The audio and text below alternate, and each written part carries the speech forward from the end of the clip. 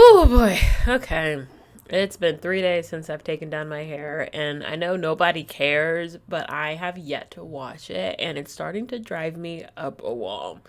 Well, I guess kind of how you would imagine an obsession to be.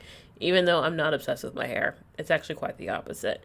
I'm contemplating cutting it all off again. We don't know yet. Anyway, welcome to the Simply Jamilah podcast.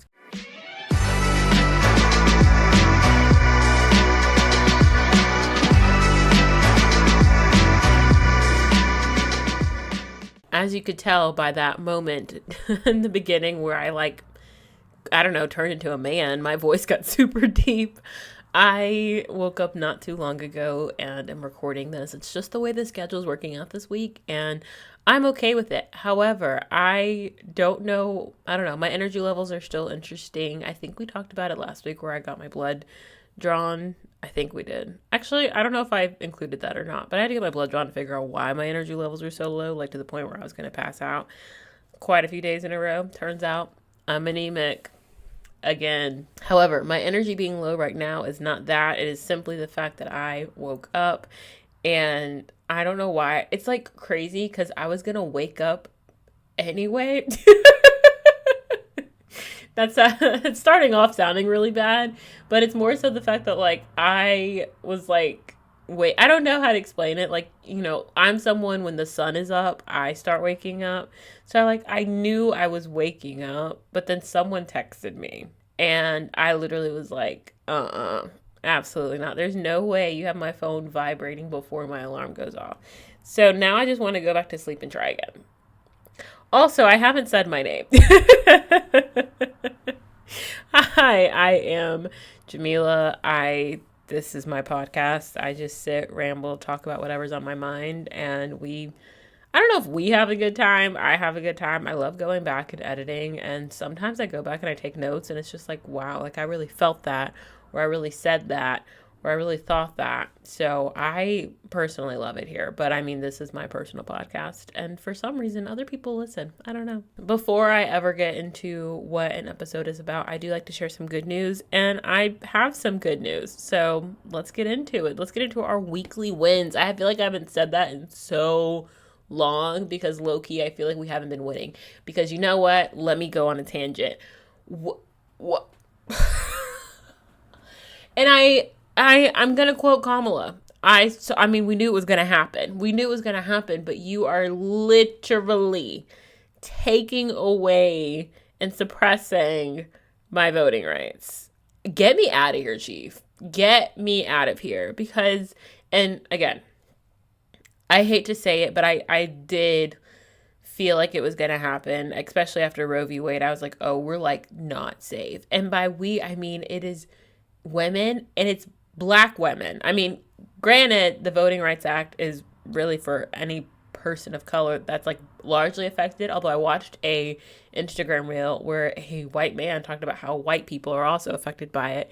But in hindsight and immediate reaction, it's minorities basically. And then Roe v. Wade was a direct attack on women. So it's you have an attack on women and an attack on minorities. What am I? I am a woman and I am a minority. It is very frustrating. It's frustrating. I'm so frustrated. I hate to be here, to be honest. And I don't know. I would love to not live in this country anymore. I know that every country is not amazing, but man, oh man. Man, oh man. You know what I mean? So I don't know how far I could get, though. I got Clover. But anyway, I want to say that I fully acknowledge that it feels like there hasn't been a win in a long time. And then I love Jimmy Kimmel. I'm sorry. I used to be a hardcore Jimmy Fallon. Okay, there's this guy that I used to be friends with. And I'm going on such a hard tangent, but there's a guy that I used to be friends with, and he used to irritate me because he liked this song 7 Years by Lucas Graham. And at the time, I was like, no, that song sucks. I hate it. Please stop singing it. Stop playing it. I don't like it. Well, now, I really like that song. Okay? And this is related because we used to argue over who was the better Jimmy Fallon or Jimmy Kimmel. He was a hardcore Jimmy Fallon person. No, I'm sorry. He was a hardcore Jimmy Kimmel person, and I was a hardcore Jimmy Fallon person. Like we used to swap clips back and forth about who was a better Jimmy. Well, no shade to Jimmy Fallon, but I do feel like I'm also agreeing with him now, years later, that I think Jimmy Kimmel is the better Jimmy. Jimmy Fallon is great, but Jimmy Kimmel is talking about things that actually affect us.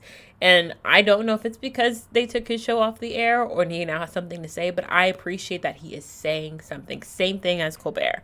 Like, a lot of late night talk shows are really truly saying something, and I just feel like Fallon is falling flat on that. So now I like the song 7 Years by Lucas Graham, and I watch Jimmy Kimmel. And when I checked my YouTube feed this morning, because that's how much I love YouTube, I just immediately, that's like the first app, and probably oftentimes the only app that I check when I wake up after I do something analog for a few minutes. But I checked my YouTube app and I saw where Jimmy Kimmel, and I haven't watched the video yet, so I need to watch it, but the title of it talked about how the orange in the office wants us to pay for his ballroom, like Americans pay for his ballroom. There is no freaking way, bro. There is no freaking way you want to take people's voting rights act. I just meant to say voting rights. There's no way you want to take that and then be like, also pay for my ballroom.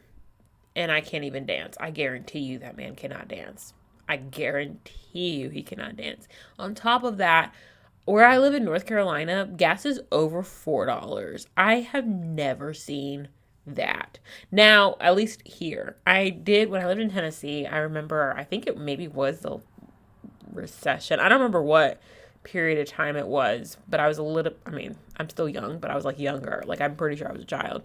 And I saw that gas had hit 407 or something like that. It was the early part of the dollar amounts. So what am I saying? I don't know. But either way, it's been a long time since I've seen gas hit over $4, and this has me stressing heavily. I would have loved to take some road trips with Summer with Clover, but if this is what gas is gonna be looking like, baby, it ain't happening.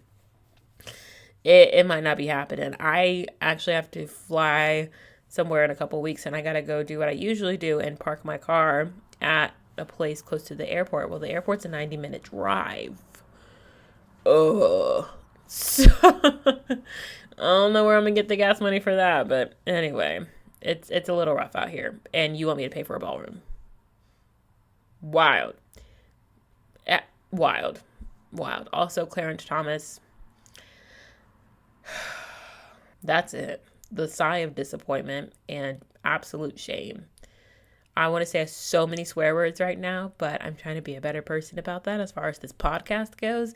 But best believe, if someone ever brings you up in conversation, the first word to fly out of my mouth starts with an F or an M. Anyway, we are focusing on good news. We are focusing on weekly wins. Now, I will say I'm not going to talk about the Met Gala because, considering everything that is happening after watching the Met Gala, or not even watching, I don't even know how to watch it, to be honest, but after looking at the pictures last year and kind of following it on social media and then all of the backlash, I mean, you're never too old to learn, and you're never too old to stop learning. And so I kind of realized last year how truly tone deaf that gala is. And even though it's nice and fun to talk about what everyone's wearing, I was like, wait, this is not, this is actually not as amazing as it's made out to be. And especially this year. I mean, this year you had what did somebody call him? The cotton swab, I think. He had the cotton swab, and his wife, I guess, is the co-chairs, biggest donors. I don't know what the heck they were. I'm good. And low key, and I know this may sound super, super bad, but I feel like they're all starting to look the same to me, unless they truly, truly, truly stand out. Heidi Klum was a whole statue. I did see that.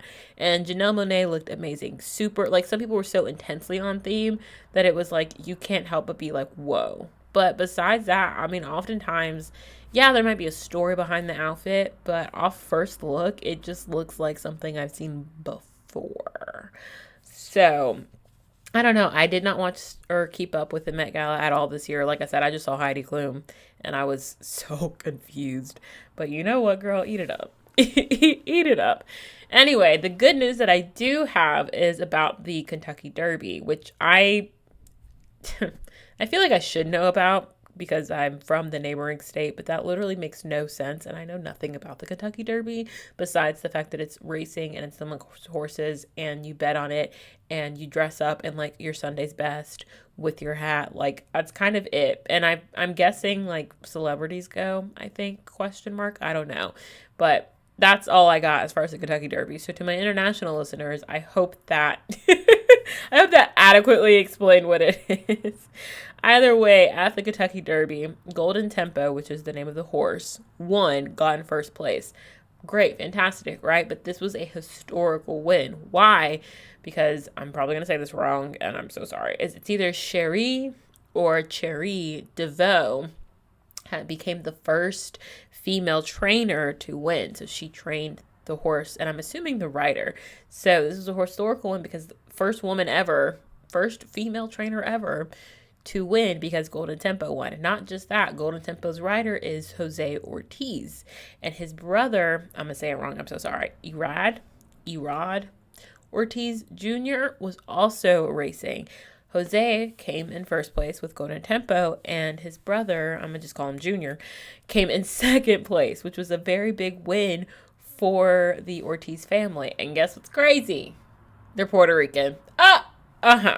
If anyone's going to win this year, as far as just life goes, it's Puerto Rico, okay? Because you had this at the Kentucky Derby, and then you had freaking Bad Bunny at the Super Bowl. And there was something else. Don't ask me what it was. I can't remember off the top of my head because we're struggling as a human being like we normally do every day. But I feel like Puerto Rico is winning, and good job, guys. I'm happy for you. Please take me. Adopt me, please.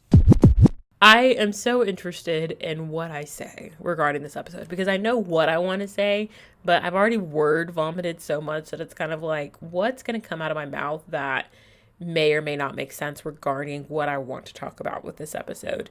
I said last episode that as far as like work BS, I'm done talking about it, and I truly am. It's for my journal and Jesus at this point. So with that being said, I was inspired to do this episode. It was a combination of things. It was Amazon's Obsession is in Session ad. I don't know if you guys have seen that either on YouTube or for some reason it pops up for me all the time on Instagram. I don't know. But then there's also a creator. I don't know if he's small, big, medium right now, to be honest, but his name's Bonza Namera.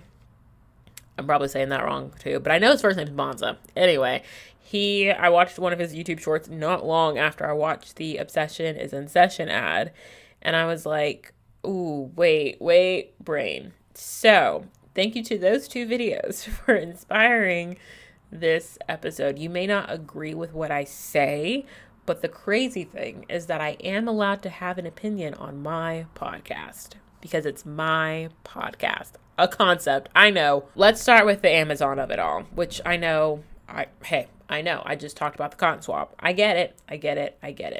However, my actors and actresses and all the crew got to make a paycheck. You know what I mean? Like they gotta get a paycheck. Clover, why are you smelling my sneakers, girl? What we doing? Hi, what you doing? Oh, don't rip it out. Hi, oh, hello, Clover. Yeah, you're on camera. So everyone has to get paid. So I do watch Amazon Prime. I mean, freaking my grandparents pay for it. And I'm like, well, if you're paying for it and I stay logged in, I'm going to watch it. I'm going to utilize that resource. So in that Amazon ad, they just kept using the word obsession. Like it even popped up on the screen in various typography styles, or I guess as it'd be fonts. But anyway, it kept popping up on the screen. The ad was talking about just like the new things coming out this summer, like Your Fault London and many other things. Although the only two things that I'm genuinely excited about is Off Campus, the series. I never read the L. Kennedy books. I'm still debating on if I want to, just because I have heard that it's so bad, but such an easy read. I'm undecided on if I want to read. I think it's The Deal is the one that the first season's based off of. Like, I don't know if I want to like put myself through that real quick, just so I have a general idea of what's going on in the show. But considering I've heard that the book is bad and very 2016, to quote my girl Ed in Archives on Instagram, I'm like, okay, well, the show must be better, right? So I'm very excited about Off Campus, the series. And then I don't know if it's coming out this summer because it literally like listed the month and time of all the things coming out except the freaking Love Hypothesis. It doesn't say when it's coming out, but like there was clips of it in the ad, and I'm like, bruh, just tell me when it's coming out so I can put it on my calendar so I can have something to look forward to. Because my friend told me Ransom Canyon season 2 comes out July 23rd, and I need something more everything better, qualified, exciting than Ransom Canyon season 2 to look forward to at the end of the summer. So please. So I'm excited about the Love Hypothesis and Off Campus and Amazon. I'm happy that we even got snippets in that ad, but all I could think about was that word obsession, right? That word obsession. And this may sound absolutely insane, and I want to say I mean no harm by what I'm about to say, but I was watching the Bonza YouTube short. And it was a video about being a content creator and how he made like $55,000 in a month. So that was like one. And then the next one was like, this is how you can do it too. And all I could think is this guy is obsessed. And I think the word obsessed came to my mind because I watched the Amazon ad. But that's when I like the style of Bonza's editing, but I want to shake him.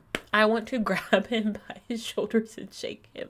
It may sound so bad, and I don't mean for it to, but it feels like an interesting obsession instead of a passion when it comes to content creation. As he talks about in almost all of his YouTube shorts, which is again why I think in my head it feels like an obsession, is he talks about having like 2 full-time jobs. So he's a qualified dentist and he's a content creator. When I watch, he does like day in the life YouTube shorts. And when I watch them, I feel like there's like a lack of fun. Like I could tell you this guy's routine, which is cool, which is great. But it's also like you run to a bakery, you get the food, you go home, you're working on content, and then you go to your job. And then you leave your job, maybe you're going to the gym, and then you work on more content. And it's like, I don't know, I feel like, how do you have something to say when you're not doing anything else? I know that's like a crazy thing to say, but I feel like you have to like live life to be able to talk about it and to be able to guide people in a direction. And I'm happy that he's had some success and that he continues to have success, but he's feeding into the machine of everyone wants to be a content creator, which also in my, like when I was thinking about this episode, I was like, yeah, people are genuinely obsessed with being a content creator. And there's nothing wrong with that. I want to say that there is nothing wrong with going after something that you believe is a career. Absolutely not. Why would I stop you from that? My dream career is a librarian, okay? So like take it from the book nerd. Like there's nothing wrong with it, but I just feel like you have to live to have something to talk about. Watching Bonza's like Day in My Life and kind of feeling like it was made with more of an analytical mind, which some people they do, but the thing that just blows my mind is that his editing is so great. It's just, what are we talking about? Besides the same thing, it feels like over and over and over again. Now he did have like one, YouTube short where he talked about like his sister, I believe, and like 3 things he learned about his like sister. And I understand sticking with the number 3. I feel like across multiple platforms or careers, the number 3 is kind of like that prominent thing. I mean, I freaking learned about it in interior design, so I understand that, but I don't know, I feel like it's time to shake it up a little bit and just make it more fun. I feel like when someone finds, not even someone, just, well, yeah, like people, humans, when they find something that works in the content creation space, I'm shaking the camera, sorry. I'm like, I don't mean to intentionally be smacking my desk, but when they find something that works in the content creation space, they like stick with it and they continuously stick with it. And I'm like, just give me something fun. Give me something that feels passionate. Do you know what I mean? As I stated, Bonza is feeding into the people who are obsessed with making it as a content creator. And again, there's nothing wrong with that. But like me, I work at a high school and I see the kids with their tripods and their phones. And honestly, I'm proud of them because you're trying to go after something. But when it becomes like you're all you think about. When I feel like, and this is what someone, I don't remember what YouTube video I was watching, and it kind of like was said that people can tell when you're lacking the passion, when you're not authentic. And I think we're getting to a point now where so many people are obsessed with becoming a content creator or an influencer or whatever, that it's just a matter of like producing and not taking a moment to like step back and be like, wait, is this real? Is this me? Is this, do I sound passionate, or am I just literally a product of a machine? It kind of feels like the same energy. And it's like not even the product of a machine in the sense that like you're getting paid for it. Like you see what it's done for other people, so you've turned yourself into a machine so it works for you. But man, I would love to just see something different. And it honestly feels as like cause whatever I was about to say was not about to be English, but it kind of has the same energy as musicians when they come out with like a new album right after they just came out with another album. Like I genuinely love Alex Warren. I love his album You'll Be All Right Kids. I feel like from that album he will be one of my top 5 artists on my Spotify Wrapped again this year. Well, he wasn't on as like an artist last year, but his album was one of my top 5 albums because I really like that album. But he's like, it feels like he's coming out with so much new music. Like I think he's dropped 3 songs this year, and they kind of all sound the same. And it's like he's, and I get it. Like you are on this high, you're on tour, you know what works as far as being a success, but it's like, okay, I'm glad you made it, but you don't want to keep making the same thing because then you get old, tired, and boring. And you've come out with, there's something about like a sophomore album curse or whatever when it comes to musicians. And I would hate for his second album to be like a dud because right now all the singles sound the same. Do you know what I mean? And I feel like it's kind of almost the same in content creation where everything is just the same after a while because you found one thing that works. You become obsessed with remaking that same thing over and over and over again. And now you're kind of a dud. I have watched some of my favorite YouTubers from over the many years like they've hit millions, right? And then they start losing subscribers because I think people got used to the repetitive pattern of it all. And then once this person was like, okay, this isn't me anymore, I'm going to change, people couldn't like handle the change, and so they unsubscribed. And I feel like some people view, at least right now, content creation as like a get rich quick scheme, and it's honestly a little disheartening. I don't know. I'm this is coming from someone, I'm so unpopular on the internet. But like I'm okay with it because I don't want to say I'm popular in real life. That is not true at all. But it's more so to the people who matter off screen. I am loved and I am liked and I am popular, and that's kind of all that I need. I've said it several times before. I make YouTube videos more as a documentation. I just posted my Seattle video, and that was just to document my first time being there and to also document me speaking into fruition that I am going to either visit there again or live there. The goal is to do both, to be honest. But my YouTube channel is just a documentation. And honestly, to be very, very real, Simply Jamilah, the Instagram account, is just to have fun. I think I have like 79 followers, and that is 70 more than I ever anticipated. And I'm grateful. I don't need to blow up to be happy or grateful. And I have a job. So, I mean, granted, I A, need a new one, and B, need a better one. But like it's not, what am I trying to say? Like, I'm okay. And I think what I love about some of newer and smaller creators in whatever their niche is that they are trying, and you can tell that they're just having fun. And the goal is to not break into this large space content creator wise and get all these sponsorships and get all of this money. And I really, really appreciate the ones who have made it, who are like, they draw lines. Some people that I have talked to that are trying to be content creators, they just like, I want all the sponsorships, I want all the money.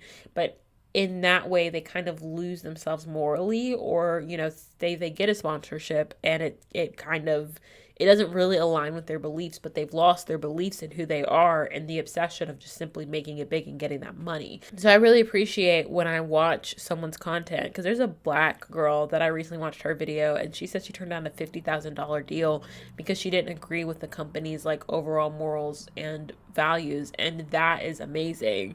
I feel like leaving your morals, values, and everything at the forefront, and also just remembering like how it's just meant to be fun and not meant to be this just giant like ladder that you're supposed to climb to 1 million and then 5 million and then 10 million subscribers. Like, it's just, we're just having fun, guys, or we should be, at least. And I understand, you know, all the videos that are like, discover your niche and this will lead to this success. I don't have a niche. I don't. And I'm okay with that because I just like filming and editing and just having like a public archive. Really, YouTube is a public archive and I love it. I don't have a niche. Sometimes I make book videos. A lot of the times it's just my boring daily life or something involving being a librarian. And now I've started putting this podcast on my YouTube channel as well as like on Spotify, and that's just because I followed the advice of someone who once said that he does better with podcasts when they're visual instead of just audio. And even though it's still just me sitting in a chair talking to a camera, I'm like, all right, I'll follow your advice and put it on YouTube.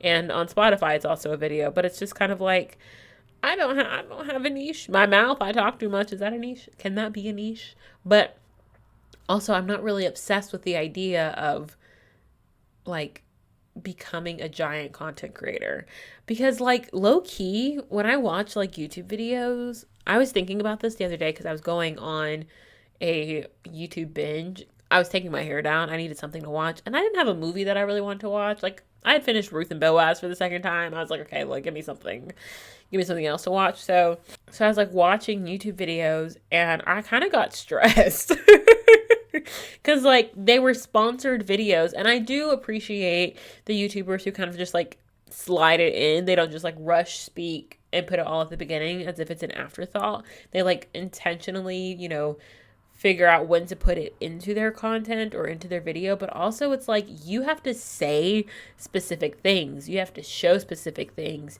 you have to have specific graphics. Like there is a script, there is a lot to it, and I'm grateful to the content creators that I watch that kind of show the behind the scenes of doing all that, because that just seems stressful. And that's where I feel like being a content creator, it truly is a job, because you have to hit all these markers for these companies to, you know, get your video greenlit and share it with everyone. But it also just feels like, it just feels stressful. But then this is another thing where it's like, okay, cool, you know, you're getting sponsorships. And I've reached a point of mild irritation where it feels like almost every video I watch from specific creators are strictly sponsored. Like the only time they upload a YouTube video is when it's a sponsored video, and it tends to be the same kind of video. There's no creativity to it. The editing hasn't changed at all. Now, granted, my editing, she's boring, but I'm not a sponsored creator. I'm not a sponsored anything. I'm sponsored by Jesus. Like that's it. But I feel like if you're getting paid to talk about this company and to sell an audience to your company, you want to change it up a little bit. You want to make it fun. You want to integrate it well. But I also feel like when you make every video a sponsored video, then you're kind of showing your audience that it's just not fun anymore, or you're not passionate about it anymore. And I don't know, I've kind of reached that point where it almost feels like quite a few of my favorite creators and some of the bigger creators are hitting that same wall. And then on top of that, I feel like offline and analog activities have become a trend, and I'm still trying to figure that one out, because cool, like you're doing them, but you're digitizing them and monetizing them. Everything is being monetized now, and it is so frustrating. It is so frustrating. And low key, I truly think that might be why I've kind of like chilled out with my book reviews, which granted, my blog makes no money. She makes none. And even though it is digital, I will say I consider my blog a hobby, because again, she makes no money. And it's just a way for me to write and put myself out there. not myself, no, not myself, put my stuff out there. But my blog is also very much so an archive, a very public archive. But like, say you take up the hobby of like oil painting, and that's not really anything that you'd ever done before, but you want to try it because being offline and being analog, it's a trend now. So you try it, and then now you're making like a YouTube video about this new hobby that I tried, and turns out that new video is sponsored by freaking HelloFresh or something. Like, girl, what? What? And then you keep doing your oil painting, and even though it's not your niche and you're not good at it, you're because you're so big, you're getting sponsored, you're getting supplies sent by these companies that will support your hobby. And I understand, like, that's honestly truly, that's a positive, because you are getting like this stuff for free. You're getting this free PR that supports your hobby. But then it's like you've now monetized your hobby to the point where at some point along the line, it is no longer fun. It's no longer a hobby, but it becomes a chore because you've exposed it to the world. I don't know how else to explain it. Okay, I feel like you can almost compare it to almost. Don't yell at me. But like the content creators that are in relationships, and it's like it's this private fun thing, and then the second you show your partner, okay, now it becomes like, not becomes about them necessarily, but it's like, okay, now that your audience know that they exist, you have to kind of keep that person in the loop, or like as far as showing up on your content, not in the loop, but you have to like kind of keep them consistent and showing up in your content. I have to sneeze. I love North Carolina's weather. Oh my goodness, I'm not getting attacked every day. We're fine. It's fine. Because then it's like some way, somehow your boyfriend becomes, or girlfriend, your partner becomes a part of your content. And so it's almost similar in a hobby where like whatever hobby you take on, that becomes a part of your content. So I don't know. I feel like cool that going offline and being analog is fun and trendy. And also just even the fact that it is trendy, like we should have been offline. These kids need to play outside. Go outside, bro. But I don't know. I feel like there's some things that can stay private. They don't have to be monetized. They can just be to yourself. I'm going to say this, but I highly doubt I'm ever going to show it. I am getting back into scrapbooking, but I am not, which again, I'm not getting sponsored by anybody. But in theory, if I was,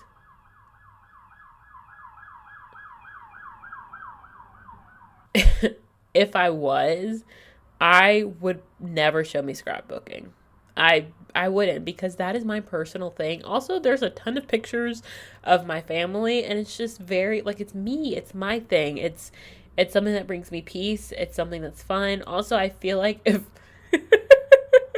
I showed me scrapbooking, I'd also get like all the dog moms on the internet. Why do you keep telling her to move out the way? Girl, because she's stepping on my pictures, okay?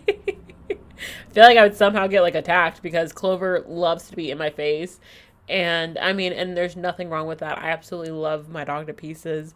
That's just who she is. She is a good portion of Pitbull. And even though Pitbulls get the worst reputation, that is literally who they are. They are just like nothing but love. And they have to get like in your personal space. Those two words do not exist to them. But I don't want to monetize my hobby and something that I love. If I ever do get to a point where, my content is eligible, I guess, to be monetized, I don't know how that works, because, not to sound insane, it's not that I don't care, but like I low-key don't care. Like I'm here to have fun. And I feel like there's an overall lack of passion and fun in the digital space right now. Like I do, I feel it. And I feel like people are just obsessed with gaining a sponsorship. And I understand, again, if it is your job and you have been fortunate enough to make it your job, like you have to get a sponsorship, you got to pay your bills, especially because you are technically self-employed. That income is fluctuating every month. You got bills to pay. Like, I get it. But I don't know, I feel like some people are kind of feeling it, because some of my favorite YouTubers have gotten a real job. And maybe they've done it because the content creation space is so saturated with people simply just trying to make money. And because, again, they think they can get rich quick that way. And it's become less about the passion, the love, the authenticity of it all. And it's become more about, like, how fast can I make this check? And how often can I make this check? Like, I need the fun back. I need the fun to outrule the obsession with the analytics, the growth, and the money of it all. I do. And I understand, like, especially if you're in America, like, I understand this economy, you really are truly just trying to, like, make it and, get it all together. But I don't know, I feel like we're losing something. And we're losing something to the mindset of just being obsessed. So again, there was no shade meant towards Bonza, but I really just kind of saw it where it was like, where do you, like, live?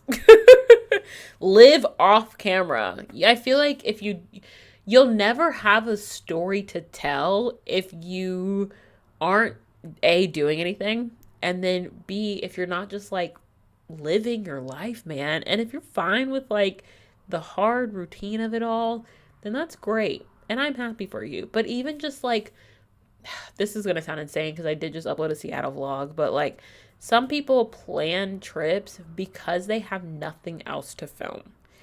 I simply plan trips to get out of here. To get away from my daily life and to figure out where I'm going next, basically. But the people who have the money they're like, oh my goodness, like, I have nothing else to talk about right now. I don't know what I'm doing, or, like, I have nothing to say, or blah, blah, blah. So I feel like those creators are the ones who, like, plan trips, even if it's just, like, to visit a sibling in a different state, or, to solo travel somewhere. They're like, I need something to edit, upload, and really, I feel like sometimes they low-key be dragging that content out, bro. There was one YouTuber I watched who made, like, 6 prep videos for a vacation. By the third one, I was good. I was done. And then they finally went on the vacation, and it was, like, 2 videos. I was like, okay, like, I understand showing the prep. Some people eat that up, but 6? We need 6 videos about how you're packing, what you're buying, you getting your hair done, how you're cleaning your house to prepare for this vacation. Like, I feel like there's a need for change almost in the content creation space. And I don't know how, and I don't know what, but I just feel like there's something missing. So that's my discussion on obsession. I was not going to talk about being obsessed with the food or grape juice or anything like that. That's not called obsession. That's called addiction. Okay. Speaking of addicted, I don't know where I'm going here, but, like, let's just get into some things that I've been consuming. Okay.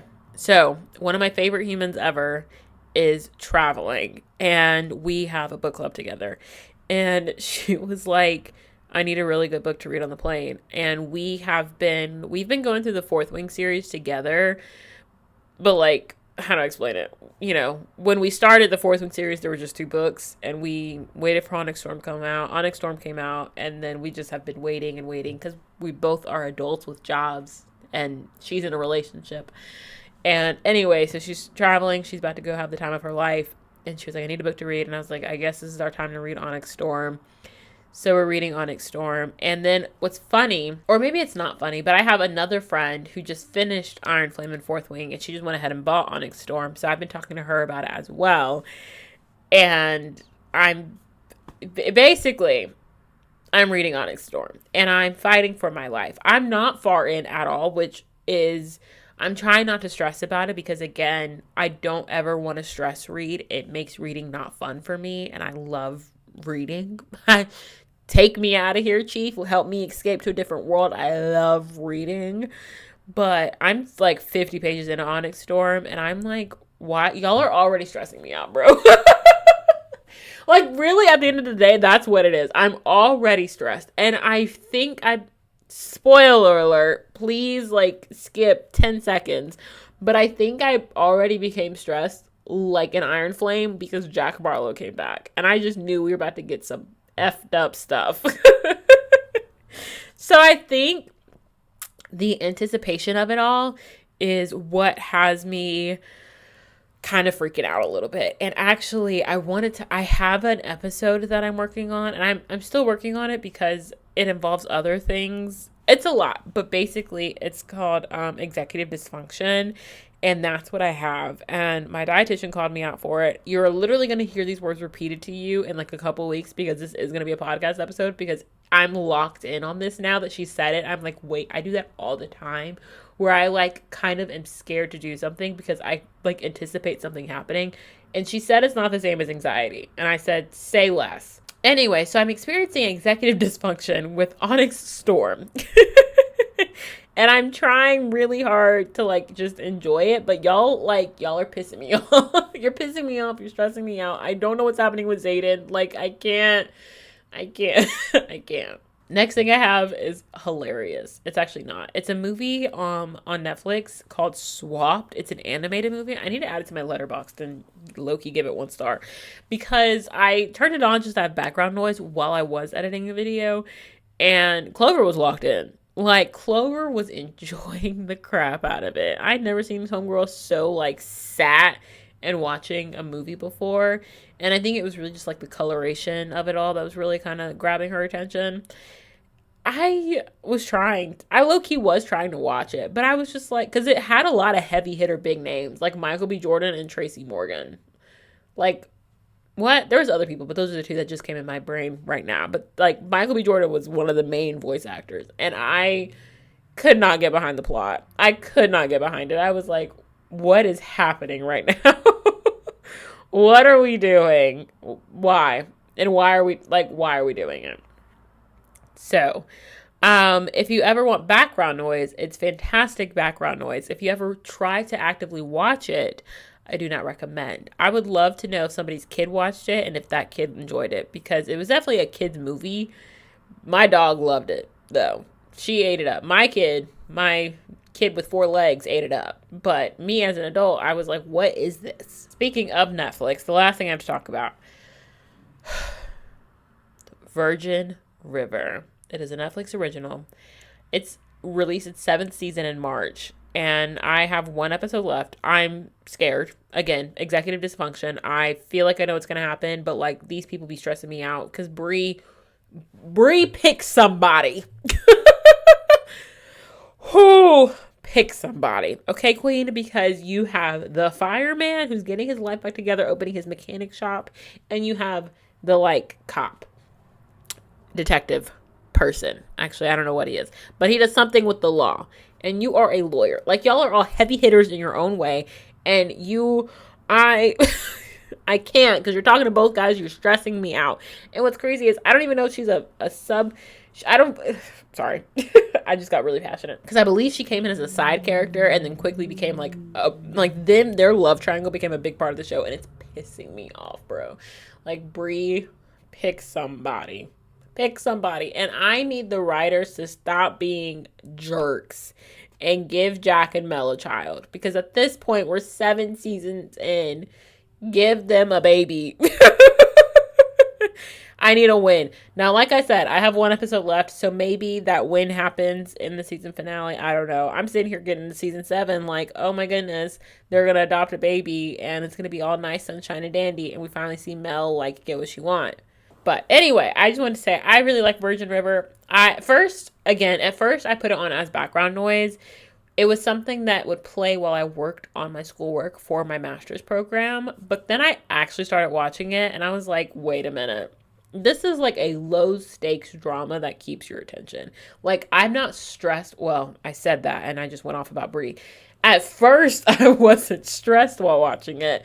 But once we brought that love triangle again, and then homeboy was like, will you marry me? Even though he knew that she cheated on him with somebody else, I was like, wait, now I'm locked in for real. Y'all are stressing me out.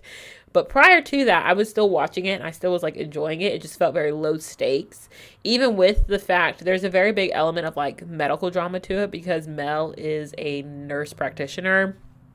And it really starts off with Mel going to Virgin River. That's the name of the city, which interesting.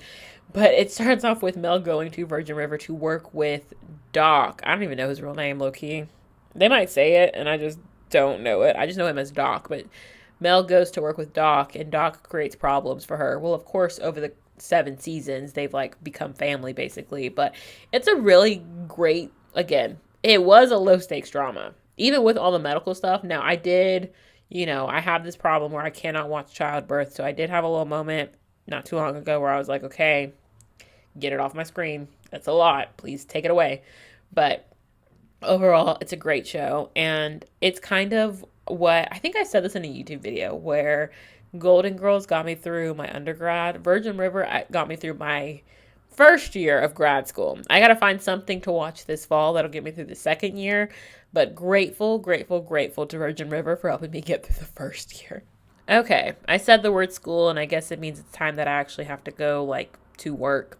So thank you so much for listening to this episode of the Simply Jamilah podcast. I will be in your ear next week with another episode, and I have no idea what I'm doing. I don't know. I don't know. I don't know if I'm tired. I don't know if I'm hungry. I don't know if I need to take a nap before I go to work, even though it's almost 8 a.m. I don't know what's happening right now. But I do know that I'll talk to you super soon, and I love you all, and I will have clean hair when I speak to you next. Okay, bye.